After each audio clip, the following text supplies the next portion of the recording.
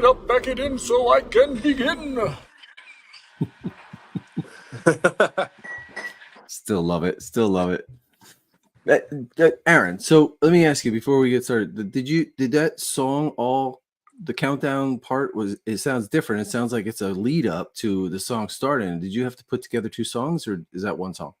No, that's the same song. It's just an earlier part of it. So that's why it blends. It kind of melds into one another. Oh, so you took two parts of the song and put them together. Yeah. Oh, nice. Do House of Pain get a royalty every time it's played? Is that who it is? House of Pain. It's Jump, isn't it? Jump around. Okay. Well, good morning, everyone. Well, good afternoon, whatever your case may be, wherever you're at. But we're still waiting on Marvin. He said he was going to be here, and maybe Jason Eaton. I'm just going to text him. I'm going to see if he's coming. So we haven't done this for a while. Because I feel like I've kind of been like neglecting the group a little bit because of my work situation. But the cool thing about it is the group doesn't need me. Like it just keeps going without me. And that's a good feeling. Like it's just, I don't have to be posting every day and keeping things going because there's a lot of great people on there with a lot of great conversation. So,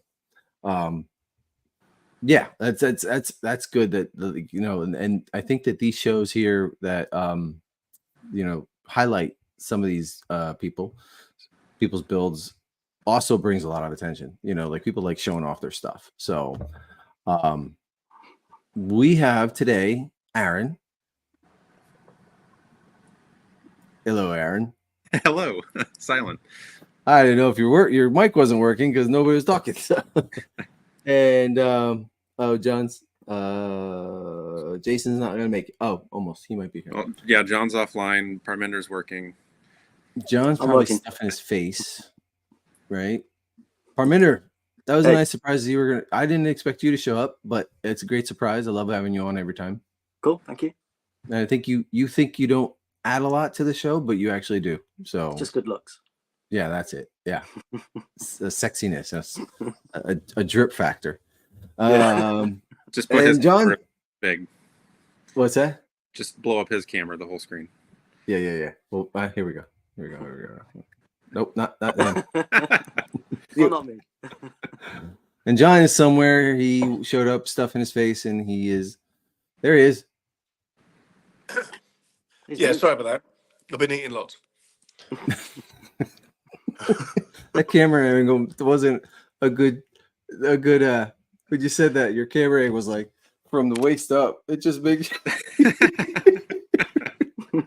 get in my belly. Yeah.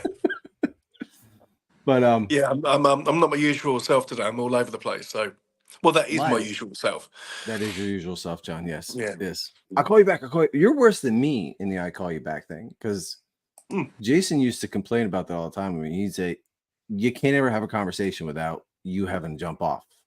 And every time I phone you or you phone me, someone's ringing me, or it's just. Oh yeah. Yeah.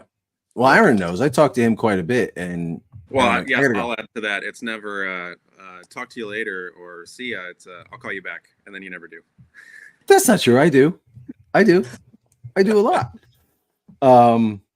But it is nice because, like I was saying to Aaron beforehand, I haven't gotten phone calls from work. I haven't gotten emails from work because I quit my job, and today's my last day. So I am out of the loop and out. So hopefully I have more time. That's good, man. Onward and upward. What's that? Onward and upward. Yes. Hopefully I won't have as much time to model, but hopefully I have a lot. So, but Johnny boy, tell me what you're working on. Me? Yes, you. I am trying to put together the most annoying Y-wing ever made, and that is the Cantwell. It's just insane. There's nothing on it that makes any sense at all. It's quite clever how it was done, how Colin made it. And I'm following Jason's pictures as best I can. I haven't really got any ref of the original, only a few small pictures, and the underside. but things keep popping off and things aren't right, and I'm like, what is this? And where does that go? And it's just like it's like starting to learn to model again. It's just really strange. I think actually the bigger Y wings are easier to put together than this thing. Yeah, it's But, small. It's small, right? yeah, well, yeah, it's small, but I think once it goes together, it's going to be quite a size. Nothing like the big one, but it's yeah, it's tricky, man. It's not easy. No, well, I haven't started mine yet. But yeah, is there a lot of ref out there for it? I don't even know. Like, there's a couple of pictures, but nothing up close, detailed wise. Yeah, I'd love some. If someone's got a load of ref for the original, that'd be wonderful. Yeah, And the paint job's wild as well. It's just. I think it's just primed white, or automotive sprayed white, and then some parts are like chrome, and I don't know if they're the original chrome pieces from like the AMT kits and that sort of thing, just left in chrome and put on, or if Cantwell painted them chrome. I don't know. Jason's probably the best person to answer all this, and he's not here. No, he's coming, so we can ask him again when he comes on. But yeah, you usually don't start a project like that unless somebody else is working on it. I know. Yeah, I'm very much I can't think for myself kind of person. I have to copy everyone else's builds. But yeah, this one's got me against the ropes a bit. But I've managed to do one of the engines, so I'll be okay. Be all right. Yeah. Were you looking for ref on the... I was gonna say, didn't you say you weren't a fan of the Cantwell Y-wing originally, or has it grown on you? It has grown on me lots. Yeah, because it's just so wacky. Yeah. So yeah. There's a small picture in the archives book, and then I was looking in here because there's a bunch of Cantwell models in here, but the Y-wing's not in here. Yeah, yeah, that's right. I mean, I looked in there as well because they've got like the Star Destroyer and stuff, haven't they? But yeah, the Cantwell Y just seems to be a bit elusive. And have you checked on his website? Because I think Colin Cantwell had a bunch of prints that he would sell on his website. Have you checked? Yeah, I've got the print that he sold. Yeah, I saw the one underside. Okay, but yeah, you're right. There might be one from the top view. There might be some on his website. Yeah, I think those are basically like overall shots. I suspect so. Yeah. You were looking through the Chronicles just now, Parminder, right? So no, this is the Sand Suite. This is the old Sand Suite book, which is from screen to concept screen to collectible. So it does have a bunch of concept models in it, but not the Y-wing. So just a little story I was talking to John about the other day. You know, we're building this transport, right? And there's been some reference pictures that have shown up, here and there. And we're building this, and all the reference pictures I originally had were like for far away. So there was no like detailed close-up ones, right? And then I totally forgot. I have the Chronicles book, right? And in that Chronicles book, there are fantastic pictures of this transport. Like such good pictures that you see a lot. I mean, not all the details, but you see a lot of how things like start going together.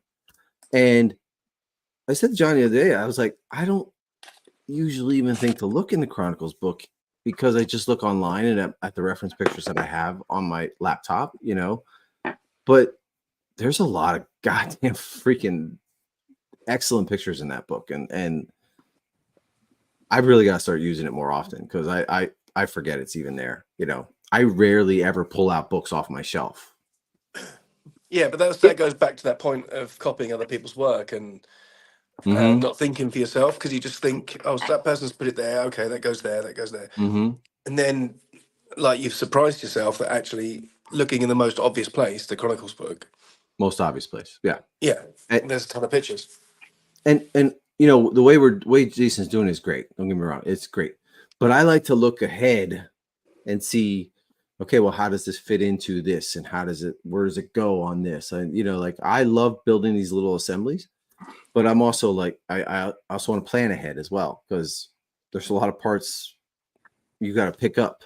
Like, I don't want to like see the next assembly and be like, oh shit, I got to wait 2 weeks to get this piece, 2 weeks to get this piece, 2 weeks to get that piece. You know what I mean? Yeah. So that these pictures, which are fantastic, by the way, really helped out a lot, in planning ahead. Because I had to get a couple more Roccos, which are not easy to find. Well, you are the Rocco master. Shh, don't say No. Keep my arms dealing quiet and secret. Yeah. Yes. Although I don't know how much more that's gonna continue. The guy's kind of like hit or miss getting back to me. So just so you know. Oh no. Okay. All right. Well. There's Jason. Hello. Hi. Hello. Hey, everybody. Hey, Jason. Were your ears ringing? We were just talking about you. They're always ringing. I think it's tinnitus, but so we were talking about the transport, Mhm. and we love building the sub assemblies, and I totally spaced completely that there was fantastic pictures of the transport in the Chronicles book. Oh yeah, I glazed over them. You can really see the salmon color. Yes, Some of them. but even how things are layered, you can see a lot of the assemblies and a lot of other parts in there too. Yeah, on the sides and stuff. Yeah. That's not what you're using, though. I'm itching to get back to it. I still don't have set 3. It's like everybody's got it but me at the moment. I'm like, what the fuck? But it's just the way Mike was shipping things out. And it's fine because I've got another trip back to California next week. So I'm like madly preparing for stuff. But November is going to be like digging back in hard. And I'm ready. I'm excited. Yeah. I think the next thing, get your shelves ready to go, like trim the edges and get it all cleaned up, because I think order of operation, the smartest thing to do would be to build out those little insets on the top that you won't be able to get to once you put the plates on. Once the plates are on, then it's just stacking like Jenga. Okay. And how do the parts go on, like the, I mean, I know you haven't gotten to that part, but just like a general idea. Like the parts that go in the seams along the sides, is there something there holding those in place, or is it kind of just like? So, well, two things. So the insets, there's those holes on the upper shelf. There's a couple things behind that. We have no idea what they are, and we're not going to be able to figure it out, I don't think, unless you literally take the ILM model apart. I don't think. I talked to Ease about this last week because I got to see him at the model shop party, and he's like, how do you remember what you had for dinner like 3 weeks ago? Like I was asking him, I was like, okay, I'm going to preface this by saying, I've got a couple questions about the Rebel transport. I know you worked on it. If you don't remember, that's fine. And he gave me this look like, dude, I'm not going to remember. And I'm like, I get it. But I had asked, like, do you remember taking like any pictures to decide what's out there? Do you have any Polaroids? Because sometimes they would take Polaroids for themselves. He's like, no. He's like, we were just building. And he's like, he said, whatever I used everywhere else is probably what I used in those areas. And I was like, all right, that makes sense. So there will be we're starting to hit idealization where the stuff that's like poking out and that you definitely can see will be correct. But like the blank wall with like a little square on it, who the hell knows what that is? And we've got Craig and Ed and Hiroshi in Japan poring over these photos for the past year.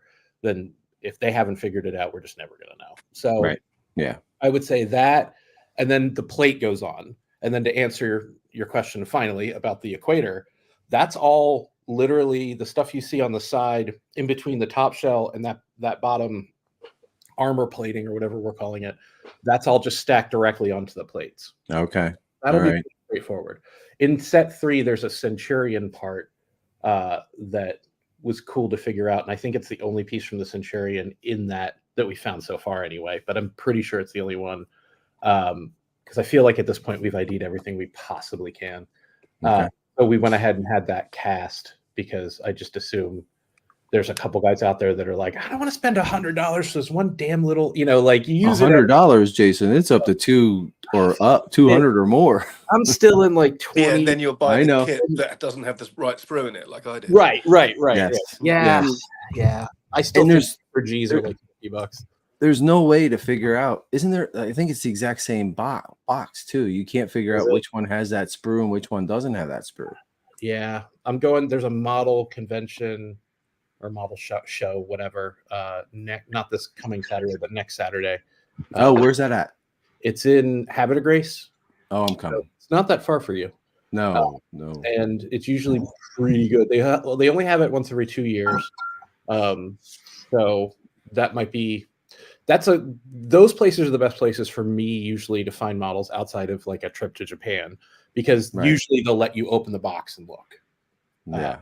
Usually the boxes aren't heat sealed or whatever, shrink wrapped. One other question I have for you about the transport is the assembly with the two Roccos, the two Gepards. And is it okay to like stacked? The landing gear kind of looking thing with the arms. Is that okay to glue on to the P-34 tubs, or? I did, so I hope so. Okay. Oh yeah. What goes underneath it? What goes underneath it? Nothing. Nothing. It's like it sits in that little belly. Yeah. And you kind of have to shave the back of the bottom Gepard. Okay. For it to make it fit. Yeah, just look at the pictures. It's the dumbest thing I've said all day so far. I'll top it. Yeah, I mean, the only thing that has concerned me a little bit, and it's like, it's not the biggest issue probably, is that those little arms that are landing legs or loading arms, that could be either or, depending on how you look at it, hold on to a cargo container, and that cargo container is sitting on shit. So I'm hoping that when I start stacking, it's going to sit on it, whether it sits on it exactly or whether it's like 2 or 3 millimeters off. I'm not going to care, but that might be safer for people to not glue the legs, those little sort of half tilted legs things on. You can pop them off pretty easily. The landing gear, T-46 pieces you're talking about. Or those, yeah. I guess you could flub it with those. Yeah, I'm pretty confident it'll be okay. And that assembly also is in the front, but it walks around depending on where you're looking. Is it the exact same assembly, or is it different? No, it's different. And of course, it is. Yeah. And I have a feeling it was originally part of that. It was really far forward, and then at some point it probably broke off. And when they glued it back down, they glued it down just sort of half-assedly with a metal, like just a piece of a brass rod, like just nested in there with the things, with the cargo pods. So and that's the way it looks in the movie. So that's how I'm gonna attack it. If you look at it now, it's really corroded. Like it does not look like it should have been there from the build, but that's where it is. It's the strangest ILM model in a way, because there's no other I can think of that shaves so many parts to get those legs to work. It's the it reminded me of the welding droids legs. That was that was the only similar thing I could think of when I was putting it together. I was like, Jesus, like you guys must have, you done well ideating it. Well, and I had asked a couple of people, and I've gotten the same answer from them in different occasions. So I'm pretty confident that this is how it would go. But like, I'd asked Lauren, and I'd asked Bill, and I think even Paul Houston, maybe. Anyway, I was like, okay, so some of these things, like you guys didn't have a lot of time on these models. Like you were like hitting a deadline. It had to be on filming stage on Thursday, and it's Tuesday, so let's just get it done. And I would ask, like, are there any models where you're like, I wish I had had more time on it? And they're all like, nah, like they're like, whatever. But I said, okay, but sometimes they're like really overly complicated for some reason. Like some of them are like pretty, like you grab the piece, you glue it down, you grab the piece, you glue it down. There's maybe some extra little jazz going on, and that's it. And then these other things, you've like cut it and you've like shaved it and you've recombined it. Like what's up with that? Because that seems like that takes more time. And it was Lauren who kind of chuckled, and he's like, that was when I would walk. He was like, I was model shop supervisor, and I would walk by and say, okay, we have about a week gap, so you can either finish this model and not get paid for a week, or take your time and stretch it. So every once in a while they were able to kind of like play, not quite play, but take a little more time to do stuff. And I suspect that's when they were like, you know, kind of they ready got to flex their muscles a little bit. Yeah, exactly. And Bill had said there were moments where, you know, like people were new to the show, you know, like they hadn't worked on Star Wars, but they were hired for Empire, or they hadn't worked on the first two and were hired for Jedi, and they were eager to please. So they would like overdo it just because they were so fucking stoked to be there.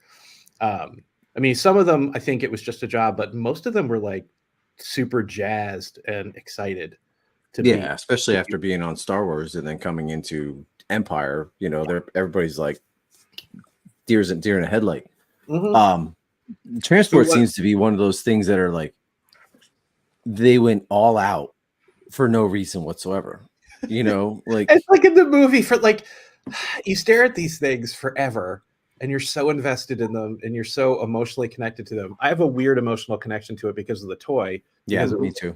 You know, like a carrier, and I have my personal memory of it is I got it for Christmas Eve, and we immediately, like, I unwrapped it, and then we had to go to my grandparents' house for a Christmas dinner, like in an hour. And I remember, like, I think my dad helped me put the stickers. I was like, I gotta take this with me. Like that was the only like I was so stoked, and I put a bunch of guys in it, and we drove to my grandparents and parked, and then walked, you know, like 30 feet. And I remember holding it by the top, like that was the handle. Mr. Big Shot, like so excited. And that thing, like, I don't know why, but like the side characters, especially like Boba Fett, and the side vehicles were always more fertile ground. I mean, that makes sense. More fertile ground for like your own story. Your own imagination and your own stories you could do with when you're playing with other friends. Yeah. The transport's a weird one though. Like, it's such a boring toy too. And it's in the movie for like 30 seconds. Like when I revisited the film to like see where parts were, if I could, I was just like, Jesus Christ, it's barely in the movie. Like we spend all this time and money on this thing. Like the ion cannon is probably the worst. It's like pew pew, bye. Yeah. I never had a toy, but the transport to me was one of the first departures from what is standard Star Wars ships. Like up until then, it's the first on-screen organic looking ship. Everything was very sharp angles, manufactured, and this had a mystery to it where there's a shell. What's underneath, and you don't know much about it. I love the sound of it as well. The sound's really cool. Yeah, if it darting off. Yeah, the transport and the Slave One, I think, were them realizing they could be fancier and like you know, the X-wing was going to have a bubble canopy at first. The technology wasn't there for them to eradicate the blue screen. And by the time Jedi came around, they got so good that the A-wing worked. You know, and the transport. I mean, all it was is you just put a bunch of guys standing like eggs in a basket. You know, like it's just, You know, it was like a bus. It was like a toy bus. Exactly. It was. Yeah. So like everybody just like. Yeah, like seated in it was like an egg carton. There was another. It had a space for like tools and shit, right? Yeah, a little lever that you picked, a little compartment that you opened up, and the inside was like the mask and the backpacks. And and some of them, I think it came. Yeah, I have mine over there. It came with a pack of that too. You know, like it came with those. Yeah, I remember getting that in the mail away, and then there were more in the transport. The little the backpack and the gas. Those were cool. That was a cool. Yeah, I was so jealous of my friends who were really getting into the GI Joe toys because they had so many cool little things Star Wars toys didn't. Like this one guy had a mine layer, and you could pull little landmines out of a slot, and it was like, fuck, man, my guys don't even bend at the knee. Like, but I was still very loyal to it, and it had a blue box and a yellow box. You got it. Hold on, let me get John up. This is a better picture. It's the toy. Yeah, Daddy's got the toy. Daddy stole your toy. Daddy stole your toy. Ooh, hold the bottom up so we can ID the bottom. Hey. All right, you take it back then. You brought it back. Oh, sorry, that didn't last long. No, it got swiped right back. I'm surprised you let your son play with your models. I mean, it's already done.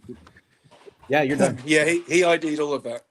Nice. Yeah, maybe we can ID on the bottom of that thing too. Why is my thing not fucked up? I have thought about buying another one, like just for nostalgia reasons. I just haven't gotten around to it. I don't have room for anything anymore. It's ridiculous. Sorry, logistic problem here. Well, another question for you, Jason. Who were the primary builders on that, or was it kind of just like many come and do as you please? The only one I know that worked on it for sure is Ease, just because there's a photo. I've asked other people, and they're like, the best is when you ask, "Hey, did you work on the Rebel transport?" And they're like, "What?" And I'm like, "The tuna ship," and they're like, "Oh no." Like most of those guys to this day, like only really know most of the models by like the food names they gave them. Like double chili dog, right? Chili dog, yeah, pork burger, tuna ship. Well, that's like the pickle ship. The Jedi monsters and stuff like Squid Head and yeah, totally. Yeah, the Moncal ship was called the pickle ship because it had all those warts on it, like a pickle. That's cool. Yeah. All right. Well, there was one other question while you're. Yeah, Marvin. Hi. Hey. You missed your solo, Marvin. You missed your intro, and I think Aaron said you did it on purpose. So glad I did. Somebody said you should one more question, maybe something related to what we said, but like slightly off. I've always wondered why they would go through the trouble of finishing one side of a model and not the other. I mean, the simple answer is time, but I would think that most of the time goes into the deciding what kind of part you want to put on the right leg of the chicken walker. Right. And there's one part exactly like it on the sprue right next to it that you could just cut off and put on the other side. Yeah. I would think that would increase like build time maybe by 10%, maybe 15%, but it gives so much freedom to anybody in the studio actually filming the stuff. You know, they can make up scenes on the go. Well, on that, Marvin, there was a fantastic Adam Savage, one of his latest videos, talking about Greg Jean. I'm not sure what I said, but he was quoting that Greg had always told other model makers like he was perfect at knowing exactly what was needed to be seen on screen and not spending a second more on anything other than that.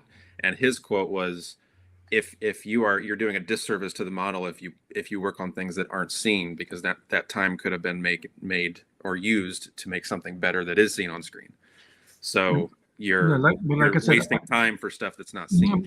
And I get that completely, but like I said, like I often when I get these donor parts off the sprue, there's the literal like mirror part like right next to it. You know, just cutting it off and gluing it on the other side would take no time whatsoever. Yeah, I think the real answer, Marvin, to that is they didn't have the OCD that you do. Yeah, maybe. Yeah,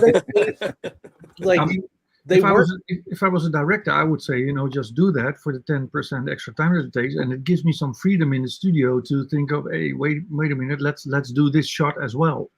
I suspect that just time equals money, and that was like that was it. And I also think, I mean, back in the late 70s and early 80s, that they blocked those shots and that was locked. Like they didn't, the creative freedom that directors have now is like insane compared to what they had back then. So maybe it was like, look, we're only shooting it from the right side. Just do the right side. We got 300 other shots to do, and we're under this impossible deadline. And if we do need the left side, we'll just flip it on the image. Yeah, I mean, well, and they would go back and like they revisited the Nebula and the hospital ship. Like that was one-sided, and then for Jedi they went ahead and did the other side because they were going to shoot it from and even some models that they did do. I mean, look at the Sandcrawler. The top of the Sandcrawler is fucking gorgeous.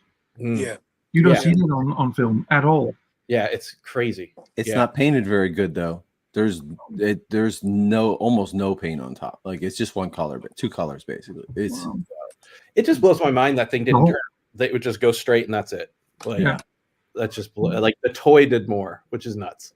Jason, am I right? Did the motors have separate tracks? One side. It could have. Hooray! It could have easily.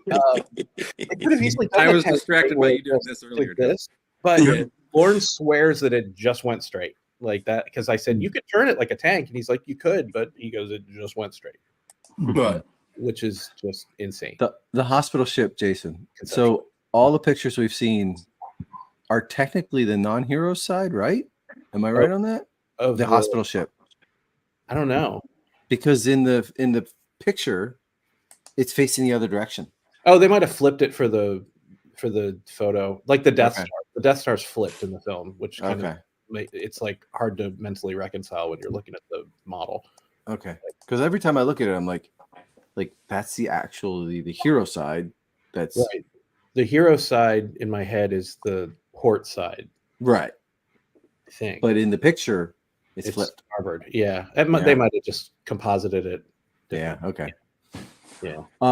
Well, we probably should get to the pictures on the group because it's hard. Okay. So we're not even an hour in yet, Chris. I know we got to go an hour before we actually get to the pictures. But in my head, I think to myself sometimes, all right, we should have a topic for the show, but most of the time we just bullshit about stuff like this, which is awesome.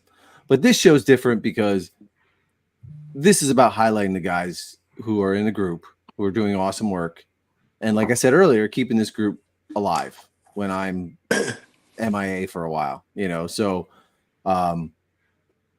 pack it up, pack it in. Here we go.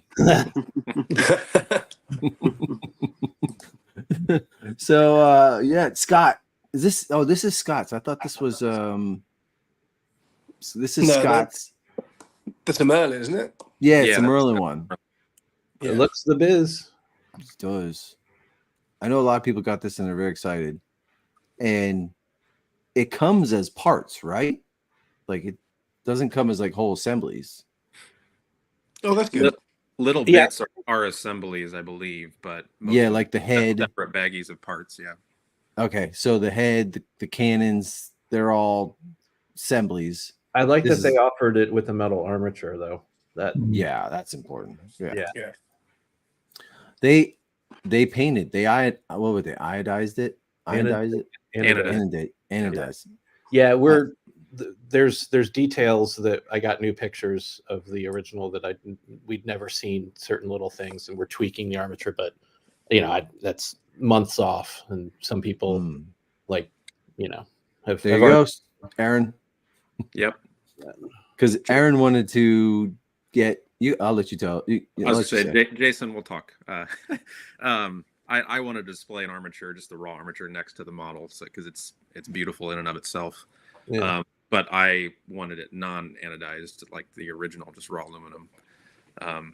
But they didn't have. Yeah.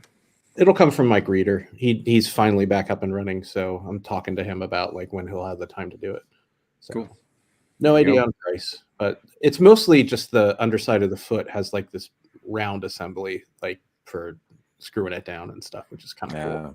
Instead of just flat. I mean, like up until looking at the actual underside of the feet, we had just guessed what it looked like. Yeah.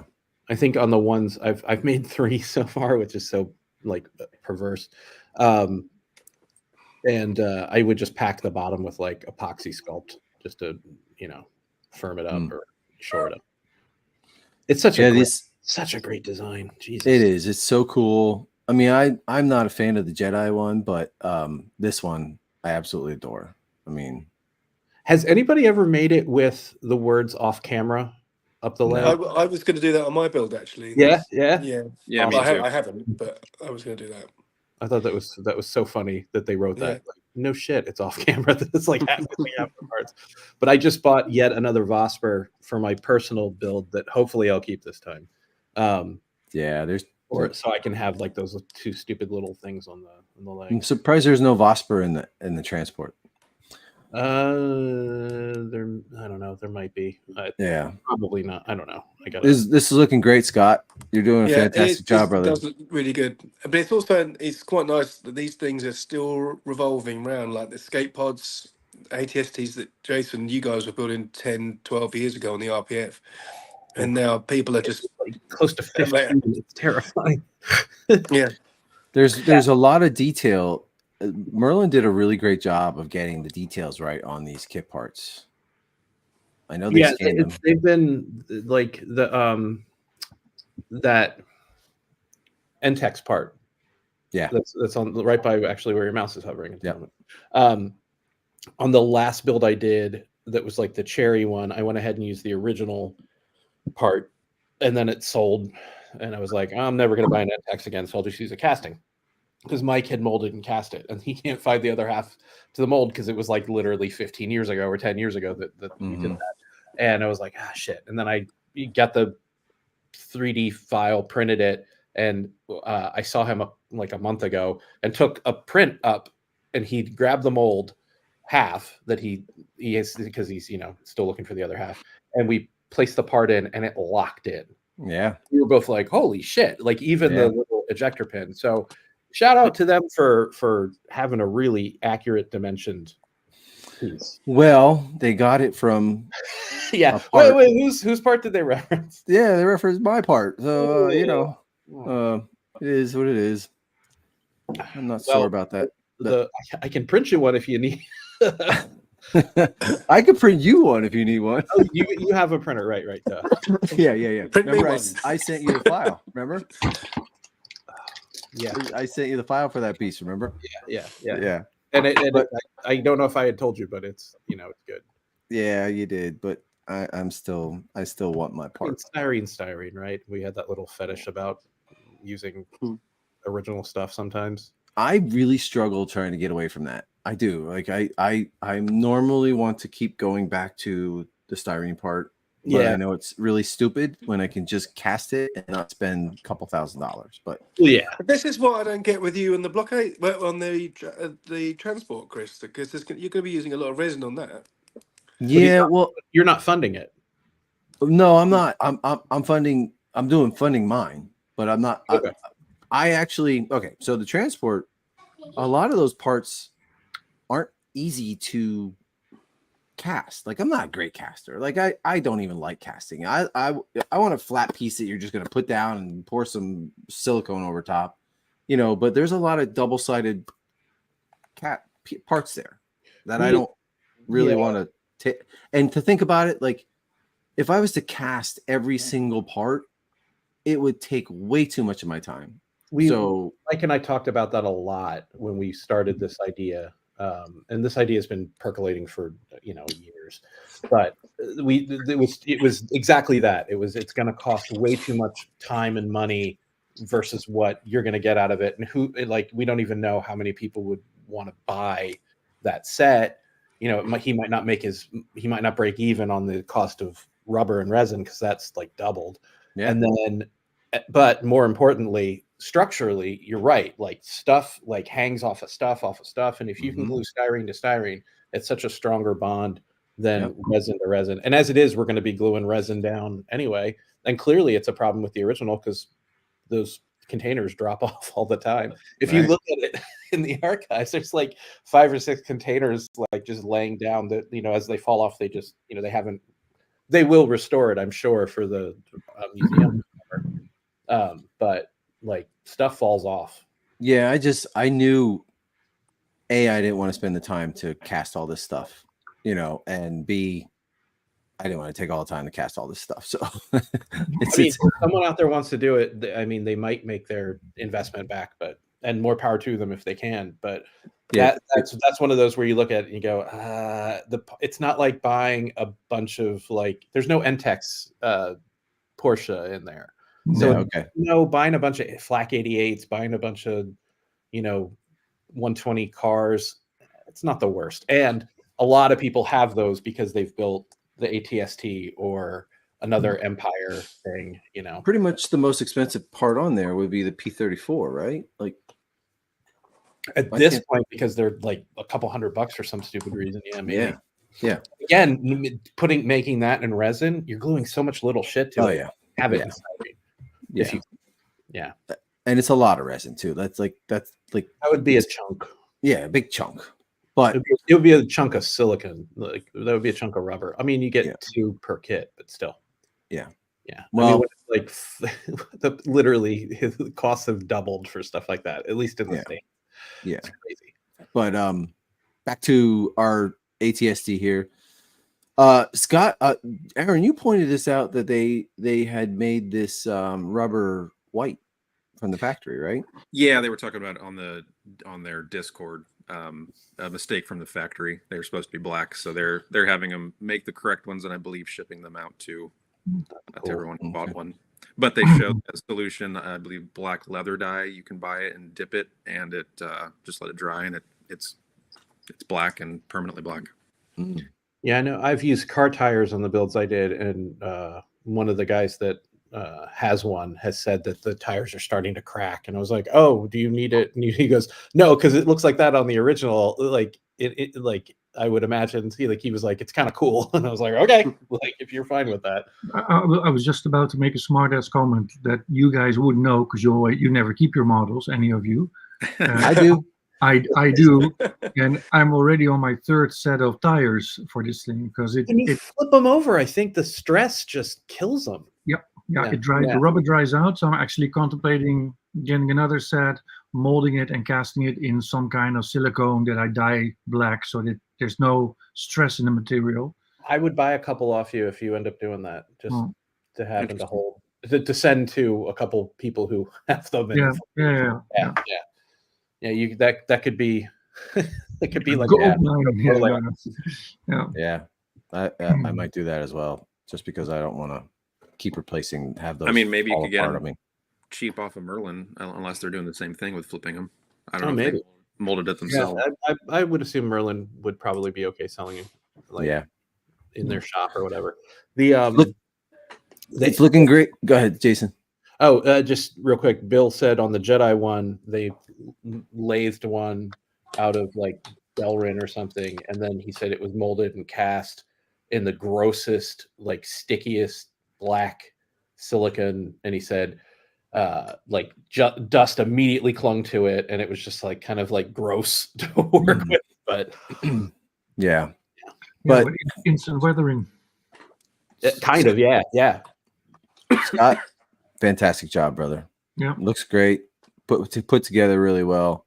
Yeah, it looks like a good kit, and it looks like it's put together really well.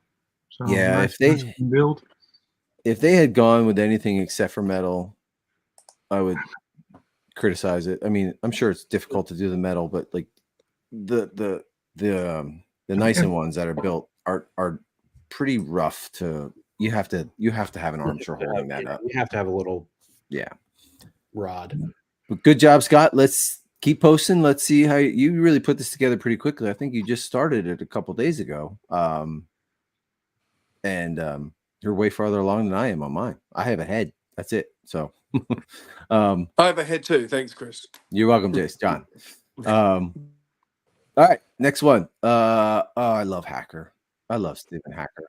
Like, that's cool. And he's giving you a tip here on how he streaks, which I think we don't see a lot of on the group, is people showing their techniques, which I would like to see more of, because that's a pretty clever idea to keep with people with shaky hands like me. I should actually try that. Yeah, my streaks always go. I think Stefan's still got the same enamel MIG wash that he had like 10 years ago. They're still using it. I have a bottle of Future floor polish I bought in 1997 that I still have. It's yellowing in the container. Oh, really? They were going for silly money on eBay. Yeah. I don't dip into it anymore. It looks really good like this. Yeah, with this process, I was curious if the brush. What is that, a D'Agostini that he's done? Yeah, he's got like 20 D'Agostinis. Does he really? Jesus. He's got big steady supply of D'Agostinis. I think he did a solo the beat up version of it, and 2 other D'Agostini Falcons. Does he keep them, or does he sell them to people? He keeps them. That'd be cool to like when he's done to have that array of all of them. He shows it. He posted some photos already of them all. Yeah, that's a cool vision to have. Yeah, he's got a bunch lined up. He has room for it. Yeah, he has got a big basement. Yeah, I think so. And then Marvin, you've seen his work in person, haven't you? Yeah, in Germany. No, it's really nice. Yeah. I love. First time I saw him, he had that Scarif display that he made. Oh, the lighted table. That's so cool.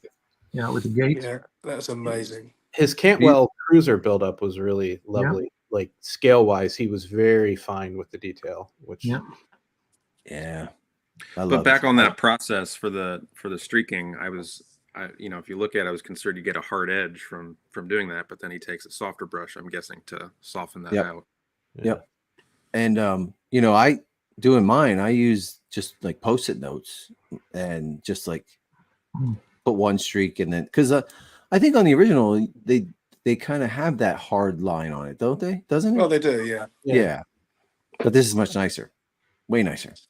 Well, he's got open freedom, artistic license to just have fun with this, isn't he? Well, that's the thing about Steven is he doesn't do things to make them accurate. Like he takes something like this and like a concept thing and builds his own. He doesn't pick like the ATST and try to make it exactly the same. He does his own thing. It's so much a breath of fresh air sometimes, isn't it? Yeah. Hoth battle tanks. There you go. Yep, there you go. Fun on a bun. Yeah, that's exactly. I mean, you're building one now, right? I will be. I am refusing to touch it until I do more Rebel Transport stuff because it's like. Well, that's a good idea, Jason.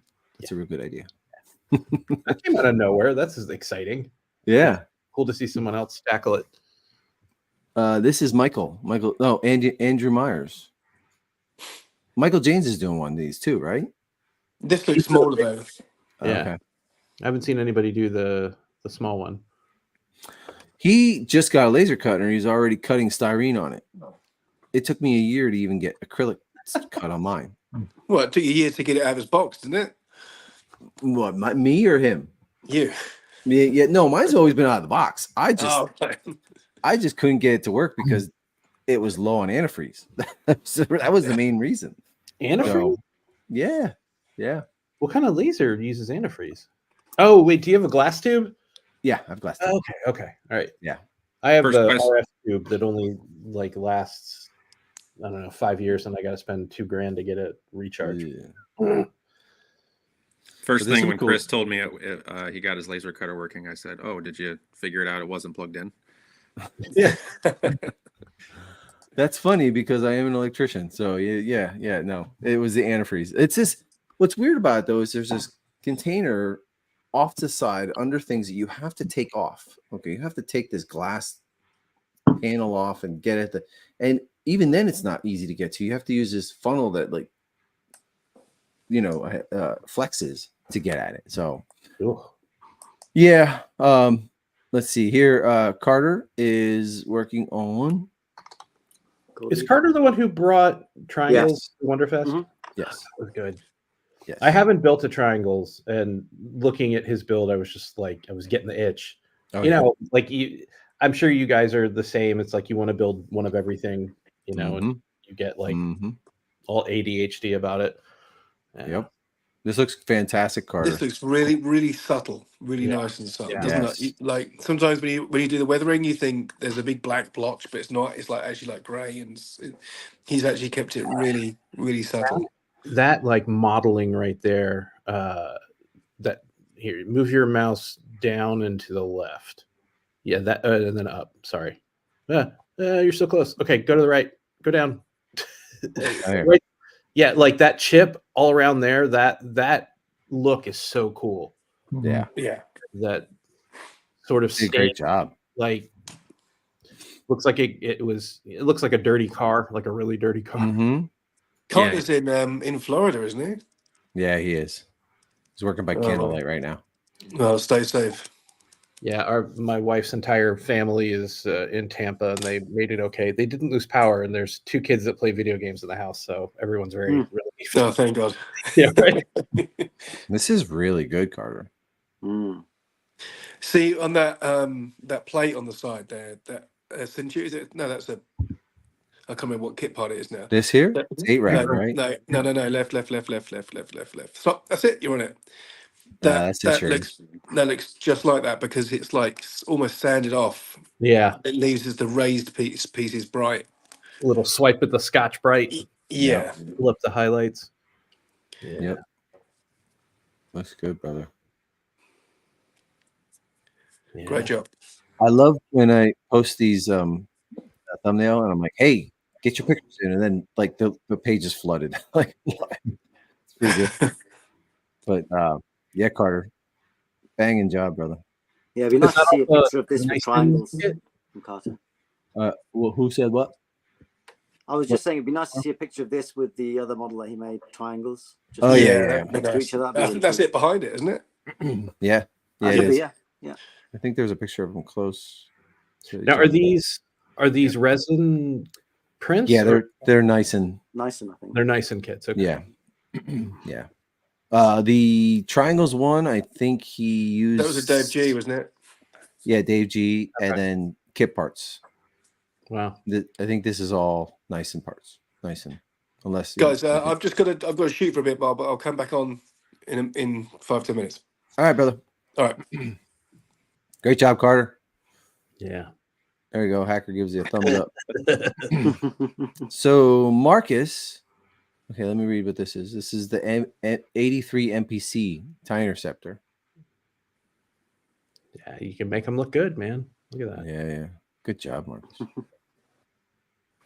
This is small, right? This is real small compared to what we're used to on our benches. I mean, I don't ever do small models, ever.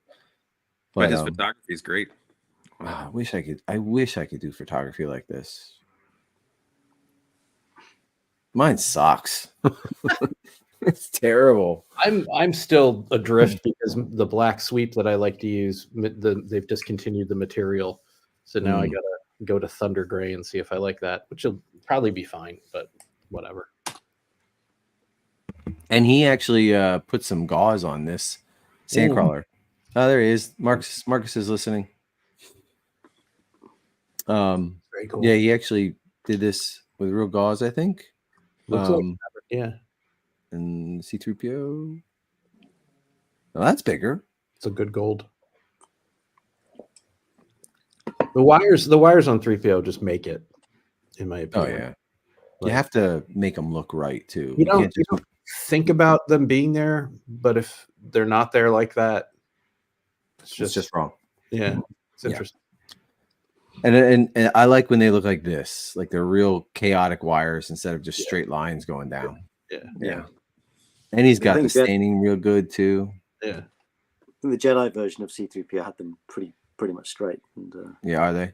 Yeah, it looked a lot better in A New Hope. It's like the Darth Vader debate, like who's favorite Vader, and I'm like, for me, it's like that Tantive for the Blockade Runner Vader, where like he's got the little small chin triangle, but he's like kind of dusty and he just looks fucking pissed. Like by the time he gets to Jedi, he's like, it's like refined. Yeah, it's too blingy. It's like, I don't know, he's too polished, and the suit's different.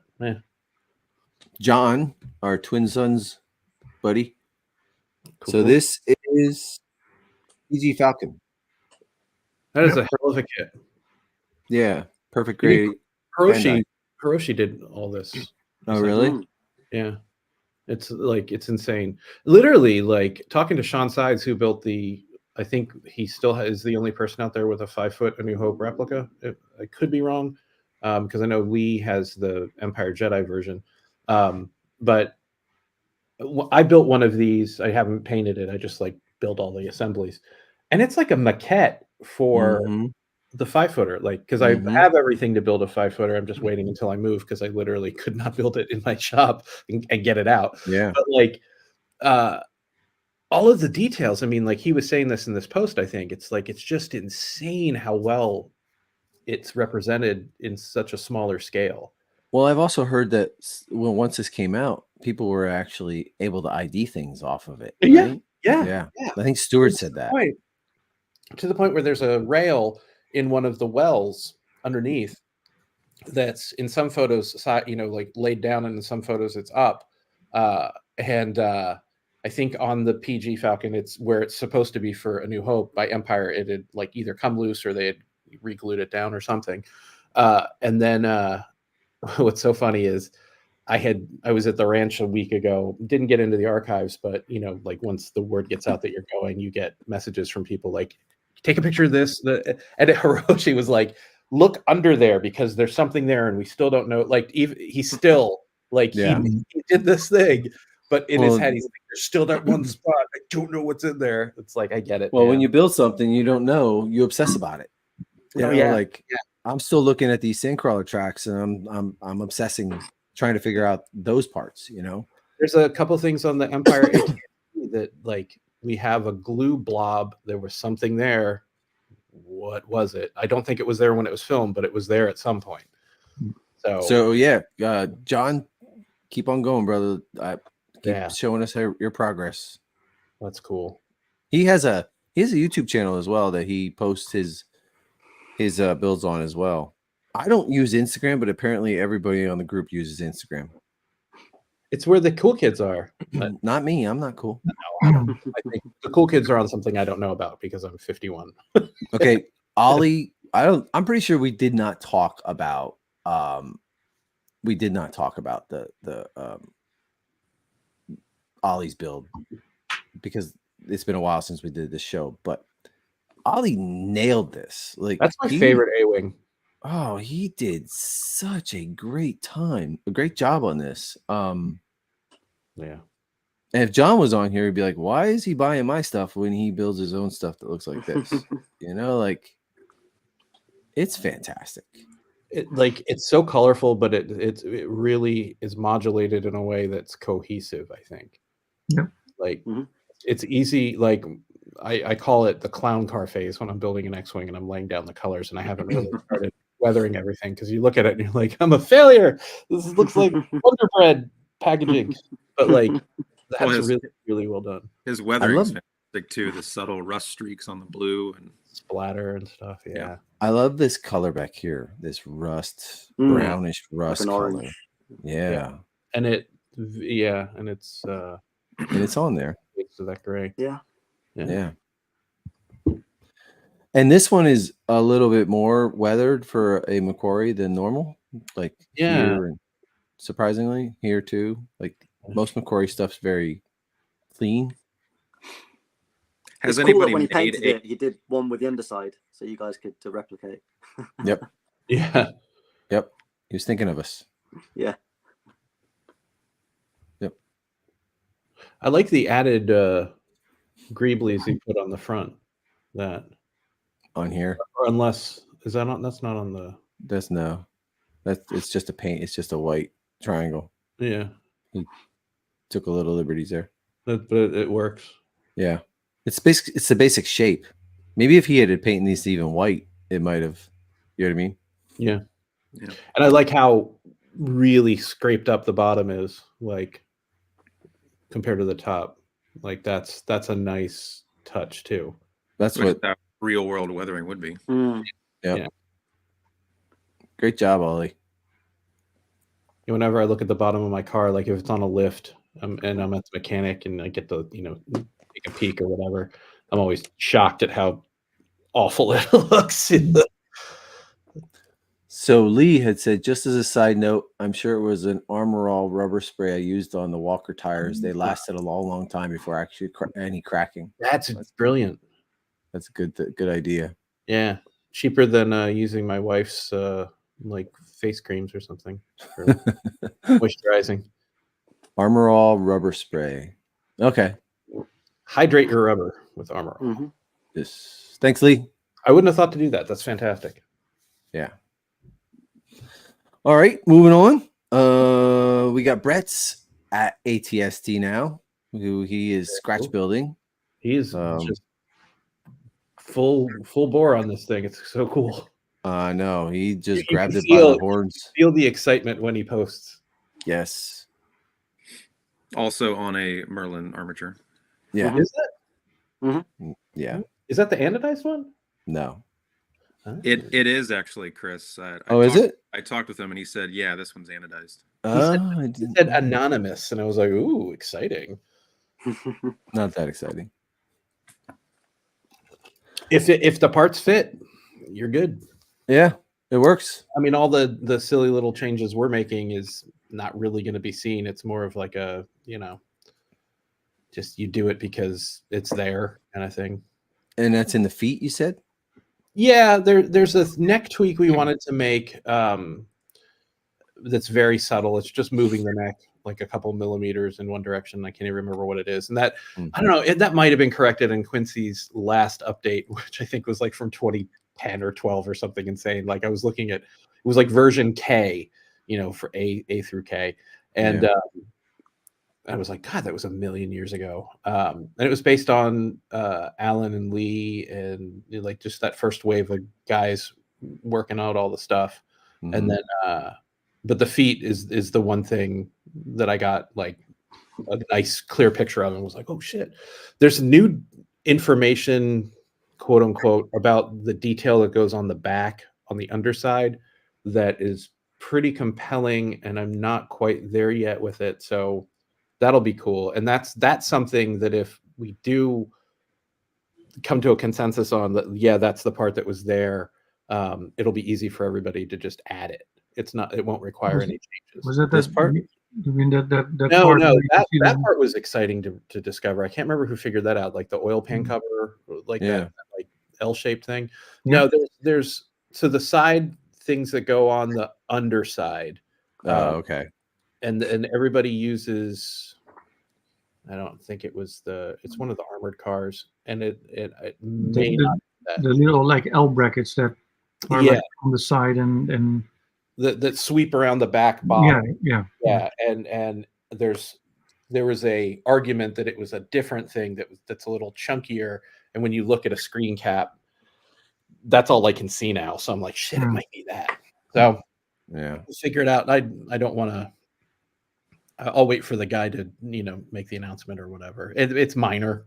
It's just one of those things. Like everybody's going back to the ATST all of a sudden, and with fresh eyes and whatever. It's kind of cool. It is cool, actually. Like the training remote. When I had all the parts gathered, and they've been sitting in a box, and then suddenly it's like, oh, this is percolating the surface. That's cool.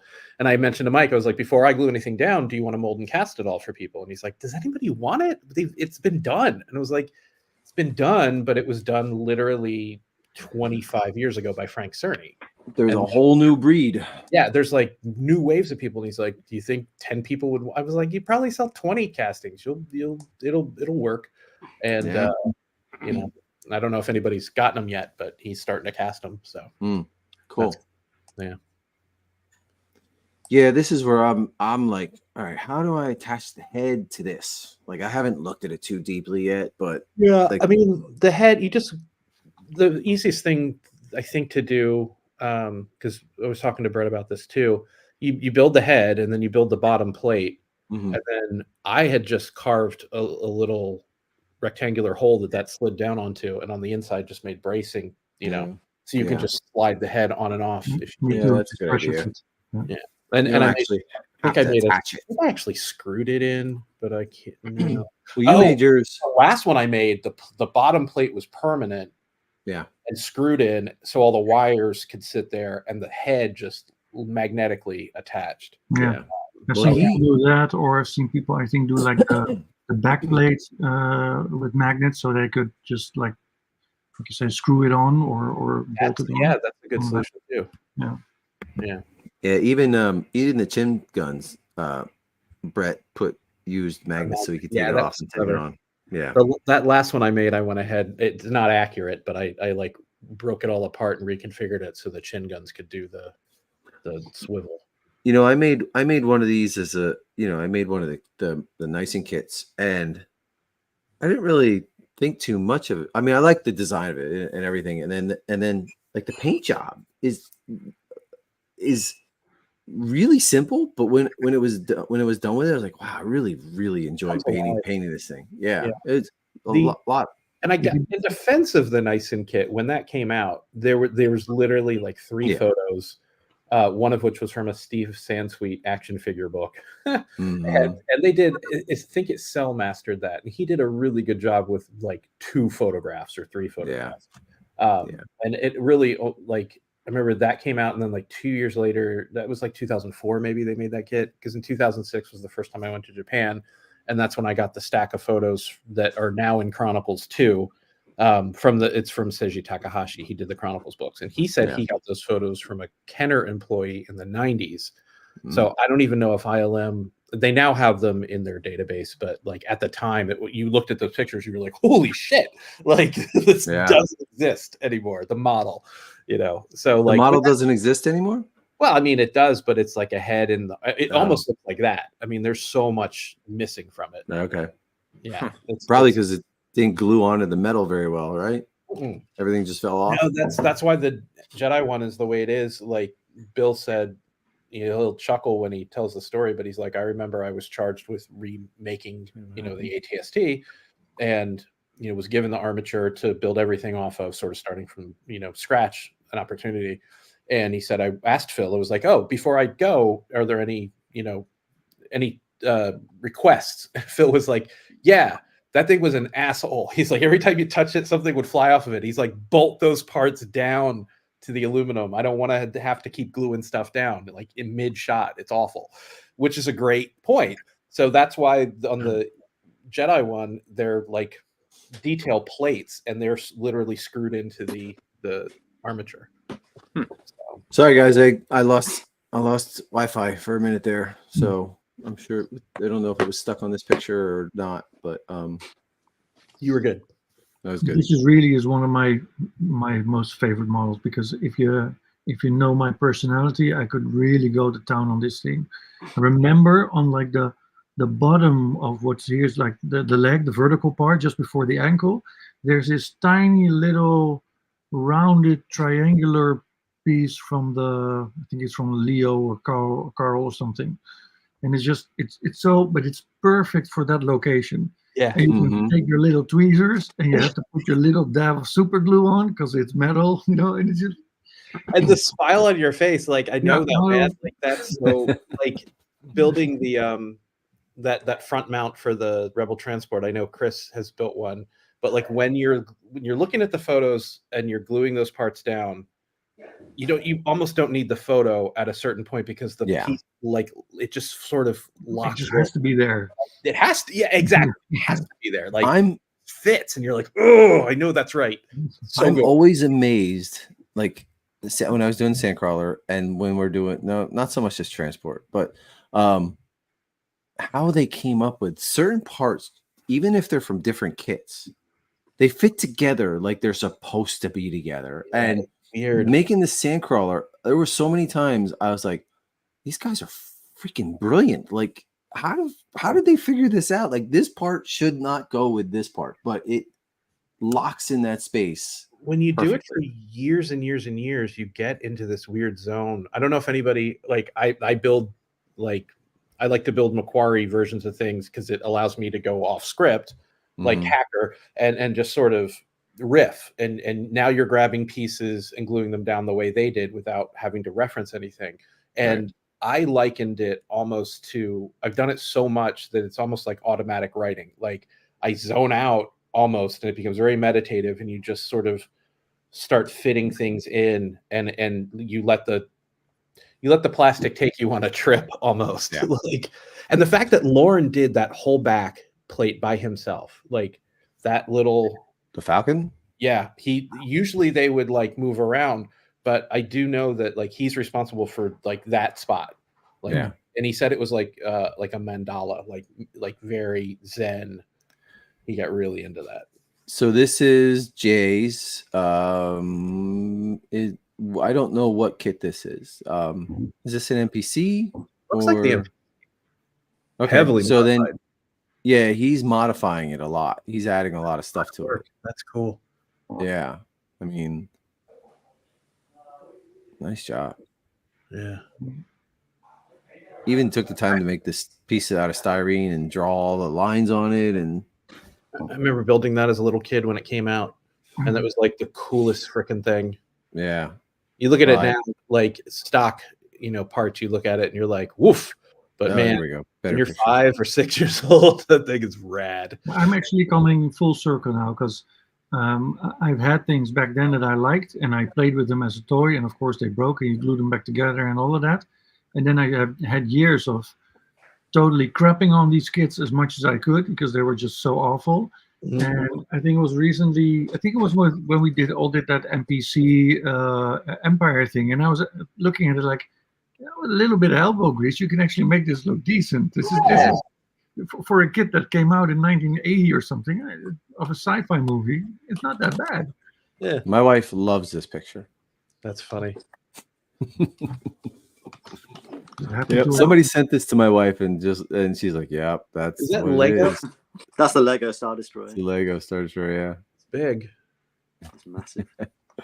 Let's see. Listener projects. Oh, some people put up in here their listener projects. R2D2, life size R2D2, Logan.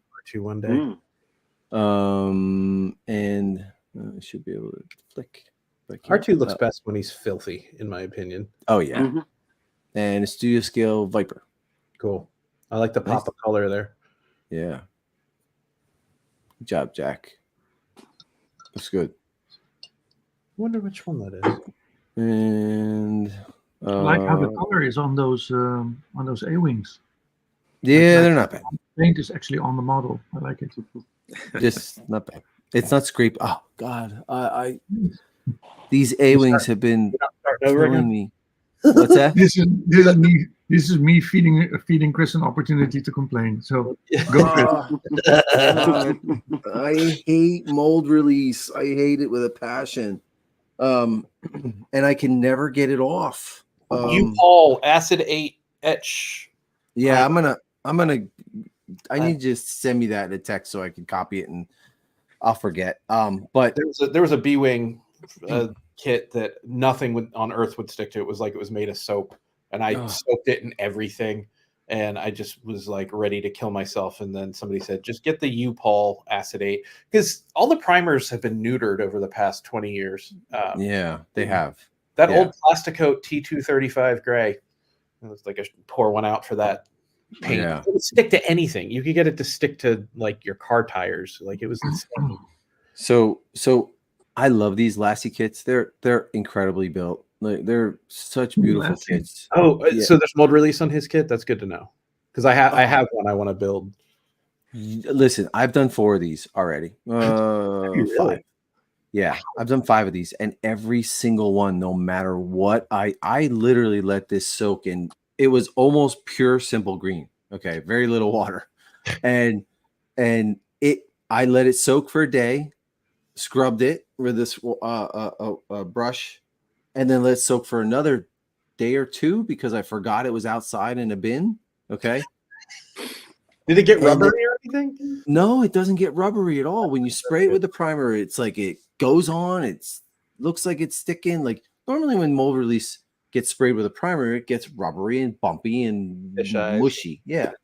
Not this, man. It's like flat. It looks beautiful. It's perfect. And then as soon as you use tape, comes right off. Like, oh my God. What primer are you using? I've used a couple. I used Tamiya. I've used automotive primer VHT. I've used I've just gotten to the point now with any resin kit, I'm going to spray it with the bonding etching primer. I don't give a shit. It's going to be, even if it fills in some details, I don't care, because I'm tired of.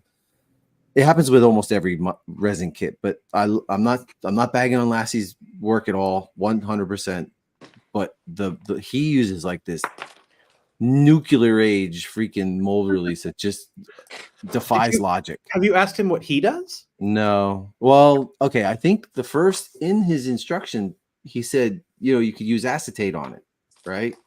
And acetone? I'm like, acetone. Yeah, acetone. Okay. And I'm just like, I've used acetone on Randy Cooper's Sandcrawl, and it was fine. And then I used it on Slave 1. What's that? Don't dunk it. Spraying it on, wiping it off, perhaps, but like acetone really rubberizes most resins, at least as far as I know. Yeah. That's always my worry when I soak something, is that I'm going to turn it into yellow. Yeah, but I had it in water and simple green, right? But I'm just afraid to use acetone because I used it on that nice and Slave 1 and it on the cockpit, and it took away all the piping. So I had to it just melted it. Dissolved it? Holy shit. It dissolved it completely. Did you soak it? I just used a little bit on a brush and just kind of like try to get the primer off because it bubbled up on me, right? And it took off, like, the front shroud of the cockpit where the has those pipes going across, totally disintegrated them. I've never known a person to have more bad luck with removing masking from resin kits than you. Oh God, it's horrible. It's so bad. Yeah, I mean, the U-Pole, it's probably like $20 a can now, but like it's worth a shot. Yep. Lee says U-Pole acetate, awesome stuff. Is that what this is great for migraines too? Yeah. Brake cleaner rules for removing mold release. Oh, brake cleaner. I hadn't thought of that. Yeah, Wesley. I used Wesley's bleach white to get the chrome off of parts when I want a sharper detail if it's getting painted. But that's a brake cleaner, so that would work too. That stuff's really caustic. You have to wear rubber, otherwise your hands crack the next day, and you're like, that's probably bad. Yeah, but I'm almost done. These will be out the door, and then I have a special project that I'm going to announce. Well, not announce, but is that are those both leaving the nest? Yes, they are both leaving the nest. Yeah. One is for Joseph, and one is that Richard's? Yeah. Cool. Let's see. Phil was working on a gold leader, right? This is Christina. Who's Christina? That's a totally new name. We have a female in the group. Get the hell out of here. My gosh. Not literally, but like that sounded bad. That sounded really horrible. You're gonna change the banner of the group, boys allowed only? No. That sounded really bad. It was just shocking that there was a female in the group. It reminds me of like an admin when I used to work for the government. That's like, oh, I get to tick that box. Ooh, like they would get really excited. It's good for me. It's fantastic. If she's building this, that's awesome. It's a cool size too. Those are I think maybe it's her husband. Yeah. Little sized. She's not building it. Nope. Yeah, welcome. It's a print or is it a kit? It's a print. Or at least the body is. Yeah, it looks bigger than a Bandai, doesn't it? I think it's about like the 148 3D prints that were. I wish that Bandai pattern would be bigger. Very nice.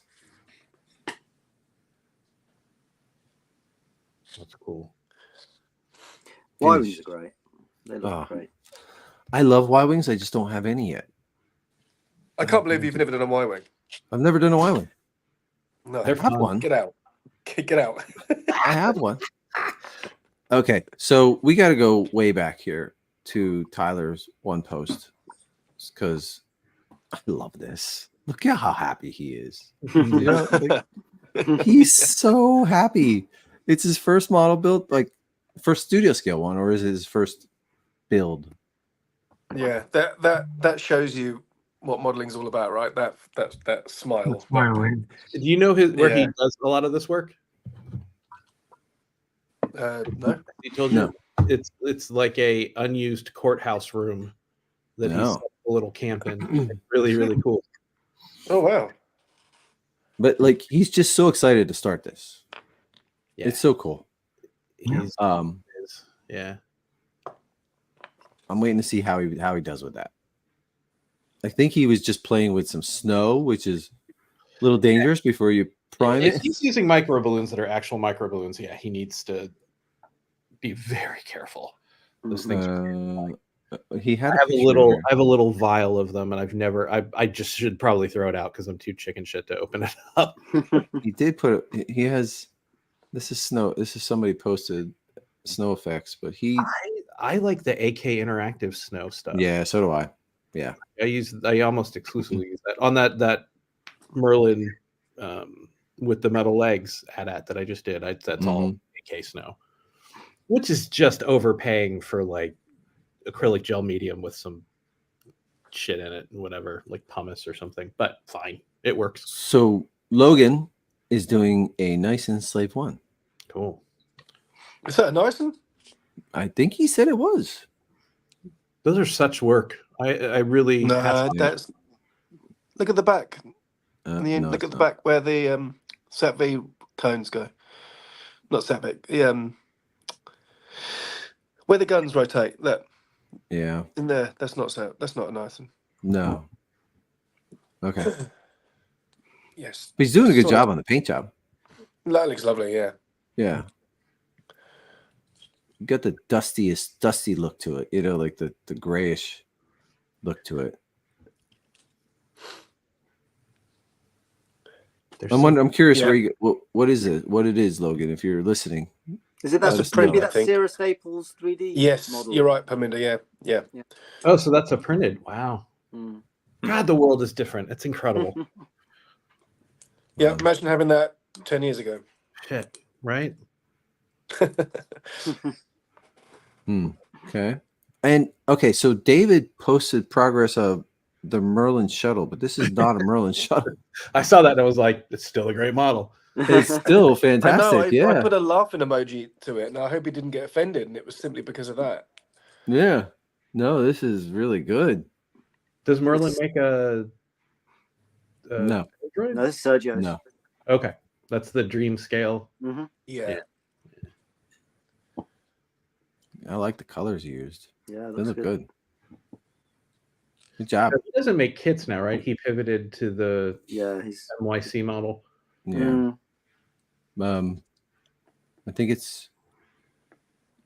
I'm not sure. He's doing 3D prints, I think, right? Yeah, but I think they're finished pieces now. I don't think he's okay.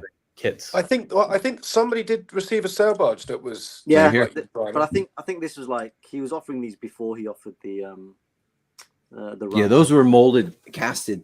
Yeah, they go. Yeah. Right. Yeah. John, did you build one of those? I did the paint master. Right. That's what I thought. Like, are you building it while you're on the show, John? Yeah.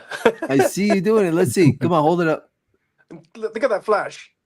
This is the part, Jason, you said to replace, right? And I can see why. Yeah, just they're cheap. Just and they come in packs of 2. It's easier. Yeah. And stronger probably because that's like the backbone of the whole thing. I'm having an issue getting it to stick. I could probably pull it off right now with super glue. Oh yeah, I would buy the Atlas Pure Girder. I think that's HO scale. Yeah. Yeah, maybe I will. If this isn't going to hold, I might do that. Yeah. Jason, amazingly, you still get this was a nightmare to put together. Hold on. What the? Oh yeah, right. Yeah, can you imagine figuring that out? I know. It's like it almost falls apart in your fingers. You got to be so careful. Yeah, and the original, like Craig built his completely exactly the way Cantwell did, and when you pick it up, you can feel that wing wobble. So replacing it with metal, you lose like maybe 2 millimeters or 3 millimeters, but what you gain in strength is so much. More worth it. Yeah. So John, there is another picture on Cantwell's website. So there's a different picture to the one that you've got signed of the Y1. Oh, cool. Thank you, Pamina. I'll check that out. Check it out. Yeah, we were talking about that prior to you jumping on, Jason. Like there aren't a lot of good reference out there for building this. Like it's pretty much just like from distance, not great detail shots. Yeah, I may or may not have had a private audience with it. Okay. I mean, that's the only way what goes into the little holes and stuff. So, in these private audiences, are you allowed to take pictures? Not anymore, unfortunately. Now that the museum's there, it's Well, when the I museum, thought you were going to ask me allowed in the door. Yeah. When the museum comes out, we're all going to be there. All good when things. The museum opens up, we're all going to be like click, click, click, click, click, click, click, click, click, click. Like if they put Star Wars stuff on display, man. I think my personal opinion from everything I hear on the ground and like the faces people make is that there's going to be a lot less Star Wars than there should be, considering That's what I've heard. And I believe that probably what will happen is there's going to be a lot of regular humans, like not us, showing up in their Star Wars shirts, like where the fuck's all the Star Wars stuff, and then they'll probably it's just going to be filled with like Howard the Duck stuff for her. Right now, I think it's narrative art. I'd go for that. Gorgeous stuff, but it's like not what you're thinking. Do you know if it's still scheduled to open next year, Jason? Have you heard of any kind of actual dates for when it will? No, I mean, like I'm hoping for next year. I mean, they're working hard. Yeah. But I was hoping to come out next year, but I'd like to know amount of work. if it's And I wouldn't count on next year. No, you don't think so? I don't know, but like stuff will hopefully rotate. So Todd we said we'd has. go even for the crawler, right? Oh, I'm just going for the crawler. I don't care. I just want to see the crawler there. And you got to come over for that. Yeah, I will. Yeah. Todd is building. I don't know if he say what it was. He's done a 172. I don't know what the Studio Scale one is. I don't know if it's a Salzo. That's a Captain. That's a Captain Cardboard, isn't it? Oh, is it? Yeah, that's Captain Cardboard one. That's the one he stripped, I think. Oh, cool. I love this paint scheme. He bought it painted and he stripped it all back. Cool. I love this paint scheme with the black underneath there. 1/72. That's some nice detailed work.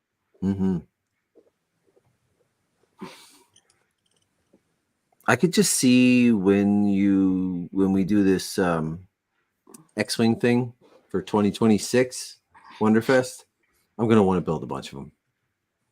Good. Yes. The more the merrier. Yes. 2027. Oh, we moved it out? Well, that's the 50th. Oh, okay. Yeah. All right. Yeah. Okay. Yeah. Well, that'll give me time to build a couple.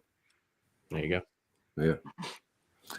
Good job, Todd. I like the wooden. Like I don't think to ever use a wooden base when it's used properly, it looks fantastic. Yeah. Like Bill George's sail barge that he used a wooden base to make it look like an old, naval model ship. And like this looks good like this. I like that. Yeah. I like these little Bandai stands as well because you can put the ship at angles, various angles. Yeah. It's always cool. Good job, Todd. Love this right here. This actually might be the one I do. Or one of the first. All right. Let's see. Oh, there's the shells. I did a show, unboxing show. It's okay. So the shells here. John. You're supposed to be in the show, fucker. Yeah. I'm listening. I'm in the show. I'm just commented on. And Marvin too. He's spaced out too. Marvin, just quick question. Good question. Go ahead. Yeah. We were talking yesterday. So you have to shave around the edge to get this closer, right, John? Oh, Jason left us. Sorry, so, had to get rid of some coffee and tea. Yeah, I'm gonna have to soon too. You said the Dremel around the edge of this to get it. Yeah, I'm gonna start in on that, and I'll post a little video. I don't need to show it on video, but I will. But yeah, basically, you just. I have a video on YouTube talking about it already, actually. Yes. Yes. But yeah, so when we had it grown, there was a requirement, like it had to be 2 point something millimeters thick, which I was like, that's thin as hell. Because any thinner, and he didn't want to do it because he said it would warp. And Mike said that's actually good anyway, because that gives a little more meat for the resin to flow into. Otherwise, he'd have to add flashing, which would be even worse. Right. Because that's like an extra, whatever. So I was like, okay, that'll work. And then you look at the original and you're like, God, that's like, we're doubling the thickness along the edge. So it doesn't really matter once you get past the plating. Yeah. Underside plate, because it's all hidden anyway. So stronger turns out to be better. But yeah, just that little lip. Okay. What we did, we left the mother shell the same thickness. So just that little perimeter is beefier you need to have it. So a Dremel with a fresh, on a low speed with a fresh drum wheel should be fine. And then you'll have to do that to the openings along just the edges of it, just to give that a sense of thickness. Yeah. And and around the engine openings. Let's see. Oh, Peter did a Darth Maul. Yeah. What do they call this? Infiltrator. Infiltrator. Did he do the full thing? I like that design. Yeah, it was. We never saw anything like it again, right? It was kind of the same. Yeah. Of course, It's like everything to do with Darth Maul was underused, wasn't it? Yeah. It really was hinting at like an evolution, like right to the TIE fighter. Exactly. Yeah. And then it went away. Did you have one of these, John? Yeah, I have the same one, the same file and everything. But oh god, I mean, you've got a hunk of 3D printed stuff next to you, and then you've got like this transport and another like the sandcrawler stuff to do, and this real parts, and it just gets left by the wayside, doesn't it? You just when you're sticking styrene to styrene, the original kit parts, you just don't even want to go back to that sort of stuff. So, even more credit to Peter for making that shine. Yeah, looks good. He did a good job on it. And then you got some awesome stuff in the background too. I was going to comment on that clone trooper back there. You know what? You never see Peter's collection, and I bet he's got an ace collection. Yeah. He needs to paint this red, right? Like, or unless it's lit up. It's lit Doesn't up. it light up? Yeah, his is lit up. Yeah. Okay. So how big is that? Well, it's like 124. It's like I think it's a beast. Was that I missed it. Was that a kit? It was a guy called Graham. Is it Graham Scott or Graham something? He Imperial did files. I can't remember. I don't know. And I can send you the link to it. And and he did it. This is something I would like to do, but not a 3D print of it. Would you want like a resin kit, or you want to scratch it? I'd want to. I don't know. The correct answer is you want to scratch it, Chris. The correct answer is I want to scratch it. Yes, that's the answer we were looking for. The correct answer is I want to scratch it, but the real life answer is, will I ever get to it if I have to scratch it? Probably not. Chris, I reckon if we jot it down every time that you said on these shows, I want to build that. You know, it would be a long list. Oh yeah, it's already a long freaking list. We're all like that, though, right? It's disgustingly long. And it was, and then I used to have a lot of time to do this. So you'd think I'd get a lot more done, but I didn't. These look really good. These look excellent. Yeah. There it is. Look at that. Yeah, okay. Yeah, that's cool. That evil stare. Yeah, that's lovely. Yeah, I dig that. With it lit up like that, I just want to pick it up and then you'd fly it around the room and play with it. Just thinking how you would scratch it. Like you'd use the same tie ball, right? Yeah.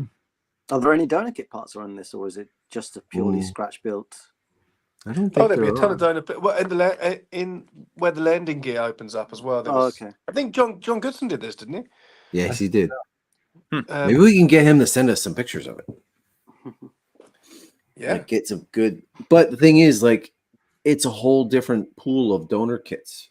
You know, like looking at Empire Jedi. That's the main reason why kits going up to 1998, haven't you? Yeah. Yes. That's the main reason why I've never done that rebel. What it calls it? Cruiser. Yeah, the cruiser. Yeah, red one. I love this thing. The color, I love it. But worried about the kits that were used. So I would just do it. I would just do it like something that looks like it, like because like these look like C-Lab parts right here, you know. So they are, yeah. I mean, you just do whatever looks close, and you're probably good. Nobody's I'd like to know what colors Peter used on that because that looks spot on. I always pictured it as reflective, kind of, but I guess I'm wrong. I'm curious on this: are the wings fixed or do they fold in? Oh well, that's why he's dismantled it all because he's broken the wings to allow them to fold in. Oh really? Yeah, that's not a small amount of work. No. Yeah. See, like you could use the flak gun there, right there, right? Mm-hmm. The front, maybe. Yeah. Let's say. All right, I'm building it tomorrow. The danger of looking at pictures. No, this is bad.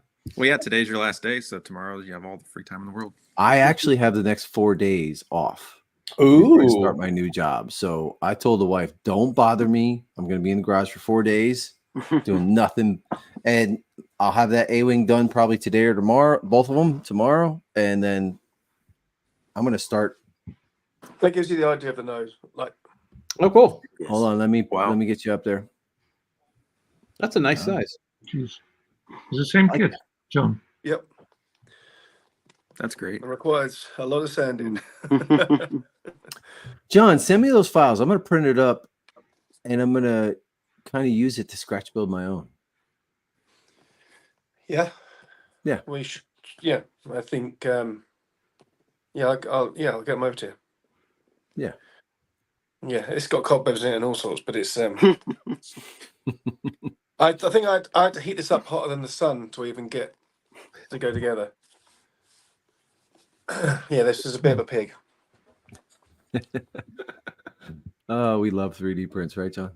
Yeah. I don't mind 3D printing, stuff, but like when it comes to like a whole chunk with everything on, oh, here he is breaking it apart and changing it. Yeah.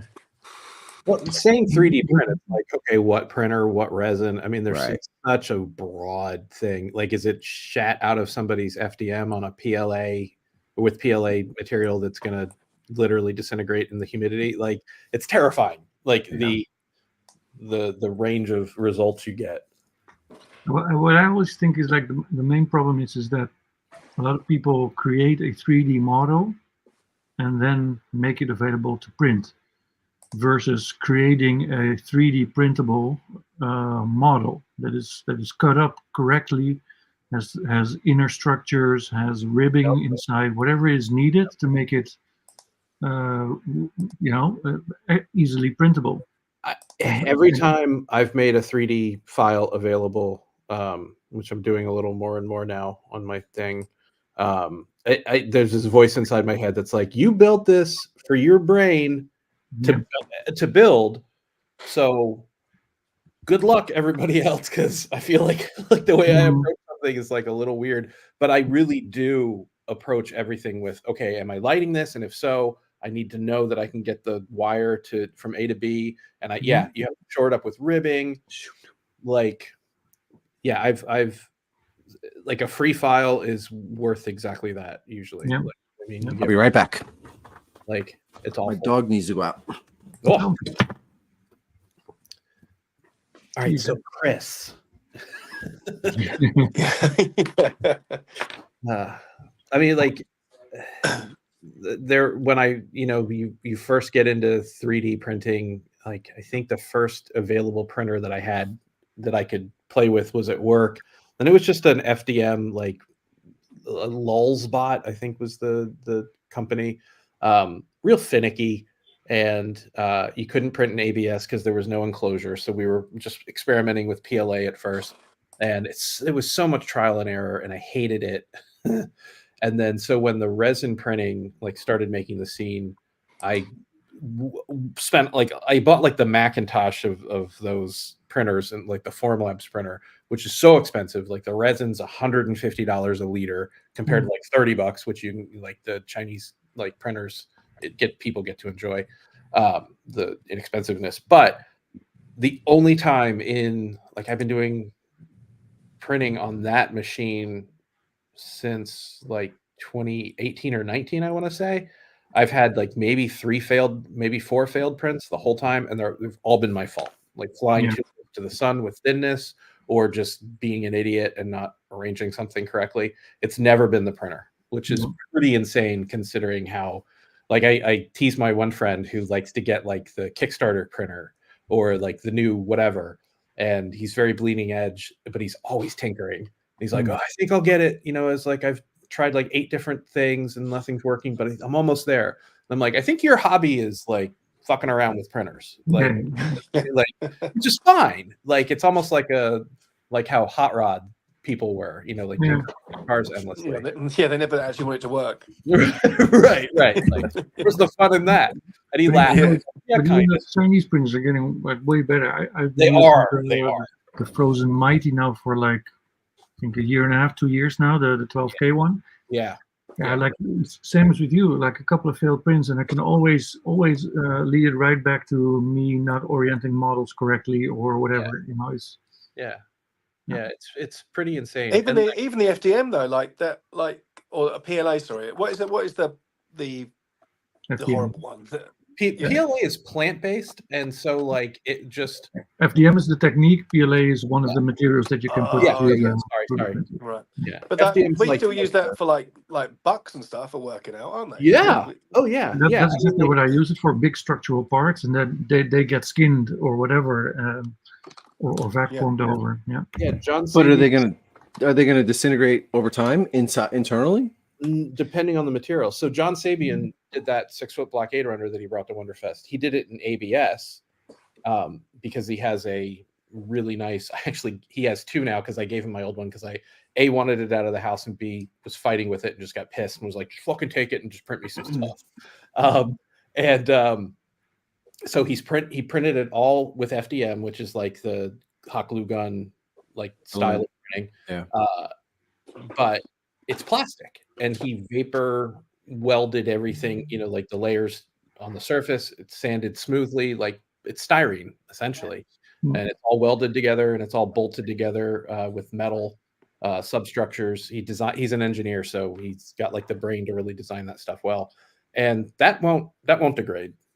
I mean, like if you put it in like a 200-degree car, maybe, but anything would. Yeah. We had to show the mini me. That's such a great idea. Yeah. So what is that small one? Is that that's Alain Rivard's print? Okay, so that's a small 3D print. Yeah. I bought the file of him, and then very clever. a further member, Sophie Rose, printed it for me, and I wanted it to practice the paint for the big one, and then I finished the big one so I could practice the paint on the little one. Great. I mean, like your porting from big to small is fantastic. Yeah, thank you. Those streaks though look whiter than the large one. Yeah, sorry, I'll try again. do it right next time, John. Yeah. Yeah. What? Did I lose that? How did I fucking lose that? No, So now you got to go through hours of studio scale Sandcrawler guys. Are you going to finish off the unfinished side, or are you going to leave it like the prop? Nope. I finished mine. Like the prop. Yeah, I finished mine. Yeah. Well, mainly because my opening gear or the actual side, the whole side of it. Both. I mean, like that one side's just plain wood. Oh no, I detailed mine up a bit and painted it. Yeah. Well, mine's the opening. I put my son's name in panels. Oh, that's fantastic. Like Rebel Transport, I think I will probably finish off the other side, or at least maybe add a little more because it looks pretty bare. But then again, that's the side that's going to be against the stand, which will be against like the back of the shelf. So I don't know. Like but if you have a vertical, which or you could see both sides, couldn't you? Yeah. The stand though that we have is only meant for the hero side. Oh, okay, right. Yeah. I had talked to Brian about like how we were thinking of displaying ours, and I was like, it would be really cool if I could display it from the side mount so that you could really appreciate the bottom without a pole. But whatever. And he's like, why don't we just? He's because I have a friend who welds, and we could get that done. And it came out pretty well, I think. Jason, I'm actually changing my display for all of my models down the center of the room, and I may not even use that stand now. I'm like, oh shit. I'm sure you could sell that to somebody. I'm sure I could. Yeah, I'm sure somebody will want it once it's getting to. It would cost a lot to ship to you because it's heavy as. Oh, okay. That's the thing you fly home with after a Wonderfest, then. Oh, right, yeah. It's you may not get on the plane with it because it looks like a weapon, but there's some of those German bent barrel machines. Yeah. It's heavy though. It's gonna hold a lot of weight on that sucker. It's like insanely. Yeah. Chris, did you want to share the sketch of what you're gonna do? What? Did you want to share the sketch of what you're gonna do down your room? Oh yeah. Did you send it to me? Well, no, just on Messenger from what we talked about the other night. No, I'll just put it up, but it'd take me too long to find it. Yeah. I'm gonna do it like identities down the center, like how they're all like different levels on pipes, and maybe some lights, definitely light shining up, but they're gonna be like in different poses going at each other. Like it's gonna be the whole center of my room. So it makes you feel sick, doesn't it, Marvin? The space these guys have to have all these models on display. Well, it's like, okay, so just looking, like it's not really good the way I have it. Like it's just these that would stands work really well, actually. You've got that whole center aisle. I know that whole area right there. I could just put a identities looking thing. So you have a little what's that? Will be perfect to have it like in the middle of the room, and then you can do one of those John Wick fight scenes where they drop kick each other through the displays. Shot from above, tracking. Yeah. I don't have a lot of stuff outside of the back TV room, but like that guy sort of ended up in the dining room. He looks pretty good against the wall color wise, but yeah, I don't. Part of the reason why there's two reasons why I let stuff go. One is because I enjoy building more than I enjoy dusting, but also it is the space consideration. Like I don't want to have models in boxes. You know what I never did do was I never showed what was in that box, which I could show now. Gwyneth Paltrow's head. Yeah, Gwyneth Paltrow's head. I'm just not gonna be able to. I'm just gonna show it real quick. I won't have sound to talk back, so I'm just gonna show it's the I can't really show it that well. The Milano built by John Eblin. Oh, cool. That I got. I was waiting to show it. I don't think everybody will know what the Milano is, Chris. It's from one of them superhero movies. Back on and paint them back. But that's what was in the box that I put up on the group and didn't ever explain what was in it. Well, I'm glad that it managed to get repaired. Yeah. Chris, glad that it managed to get repaired. It's not repaired yet. I have to. Shit. No, I still have to. I'm still waiting for the paints from John. He sort of had a little problem down in Florida that he's been a little busy with. So, like your paints might be a little watered down. My paints aren't exactly important at the moment for sure. How did he fare? Is he okay? Where is he located in Florida? I think he's doing okay. I think he's like Ocala. Okay. Which I think is like all of Florida got hit with something at this point. Yeah. If you were in Florida, you were nailed. But some places, obviously, St. Petersburg got worse and this and that. So my wife's whole family is in Tampa, and they made it okay. But it's been a stressful early week. I wrote to him, and I totally spaced he was in Florida. Like, and a week had gone by, and I hadn't heard from him. And I was like, "Hey, John, did you happen to send those out?" He's like, "Yeah, I'll get him out tomorrow. We've had the hurricane." I'm like, "Oh my God, I'm such an idiot." Like, yeah, it's so bad. I was like, "Do not worry about the paints. Send them whenever. I don't give a crap." No, so you responded the next day. So did you send them out yet? Yeah. Yeah, I'm trying to get another Cantwell Y-Wing casting. So I emailed the guy because I'm going to be seeing somebody that I wanted to give one to next weekend. And he's just like, "Yeah, I'm in North Carolina. We're dealing with hurricane cleanup. I'll try." And I'm like, "Oh, fuck. Sorry. Yeah, take your time." I felt like an idiot. Yeah. But I think that's a good place for us to stop the show. I went through a lot. I'm sorry if I missed something that I should have talked about. But why am I only? Well, there's so much stuff being posted. You only went. There is 5 days back. And honestly, like I try to see.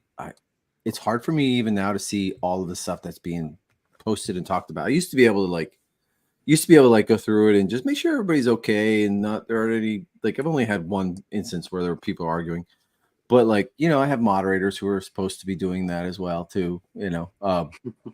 John. Yeah, sorry.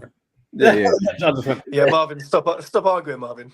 Yeah, Marvin's not a moderator. I don't think you're a moderator. No, let's keep it away.